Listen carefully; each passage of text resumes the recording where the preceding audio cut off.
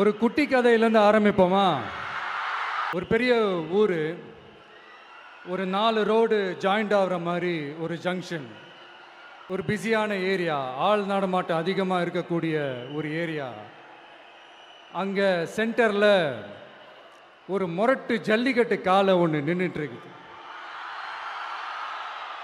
காலில் மண்ணை வீசிக்கிட்டு சீறிக்கிட்டு அப்படியே நின்றுட்டுருக்குது.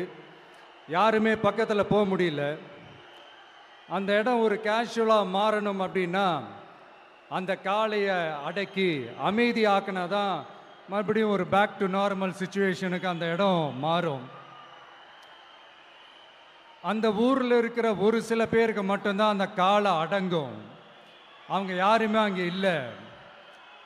ஆனால் அந்த க்ரௌடில் இருந்த ஒரு சில பேர், ஆல்ரெடி அந்த காளையை அடக்கணங்களோடு இருந்த ஒரு சில பேர், எங்களுக்கு இல்லாத அனுபவமா? நாங்க பார்க்காத காளையா?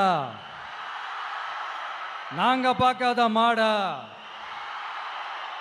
நாங்க போய் அடக்குறோம்னு சொல்லிட்டு உள்ள போறாங்க. ஒருத்தராலையும் அந்த காளையை தொடக்கூட முடியல. எல்லாரையும் அடிச்சு வீசி தூக்கி போட்டுருச்சு. இப்போ என்னடா பண்றது அப்படின்னு பார்க்கும்போது அந்த கூட்டத்தை விலக்கிட்டு ஒரு சின்ன பையன் ஒரு என்ட்ரி ஒன்று கொடுக்குறான்.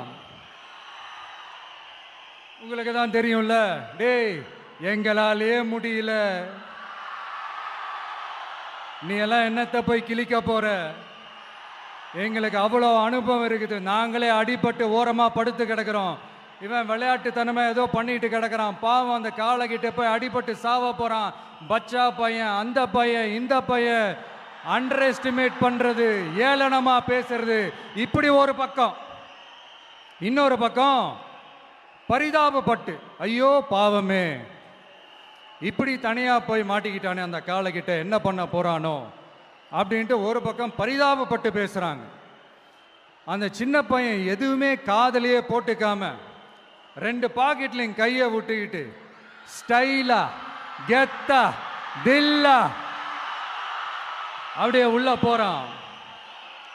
ஒரு ஸ்டெப் எடுத்து வைக்கிறான், அந்த கால் அப்படியே சீறிக்கிட்டே நின்றுட்டு இருக்குது.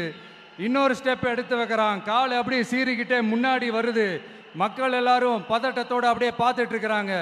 இன்னொரு ஸ்டெப் எடுத்து வைக்கிறான், கால் அப்படியே முட்டை வரும்போது பாக்கெட்டுக்குள்ள மறைச்சி வச்சிருந்த 2 புல்லுக்கட்டு அதை அந்த காளை கிட்ட காட்டுறான். காளை அப்படியே சடனா வந்து நின்று அது மூடெல்லாம் மாறி அந்த புல்லுக்கட்டை சாப்பிட ஆரம்பிச்சிருச்சு. அந்த சின்ன பையனும் அந்த காளையை அப்படியே தடவிக்கிட்டே வரான். காளையும் பக்கத்தில் ஒரு குழந்தை மாதிரி நடந்து வந்துக்கிட்டு வருது. பக்கத்தில் இருந்த ஒரு வயல்வெளியில் அந்த காளையை மேய விட்டுட்டு வரான். மக்கள் எல்லாரும் அந்த பையனை ஆச்சரியமாக பார்க்குறாங்க.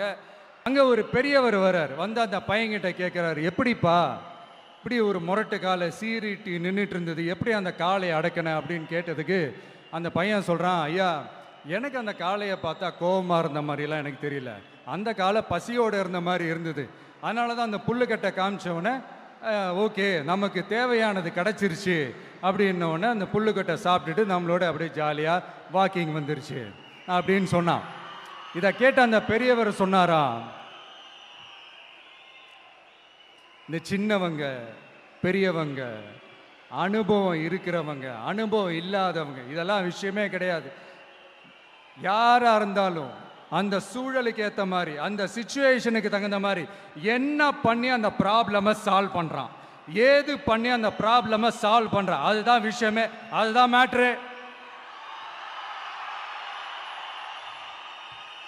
ஸோ நீ சூப்பர்ப்பா, என்ன ப்ராப்ளம் வந்தாலும் நீ சால்வ் பண்ணிடுவ அப்படின்னு முதுகில் தட்டி கொடுத்துட்டு அந்த பெரியவர் போகிறார்.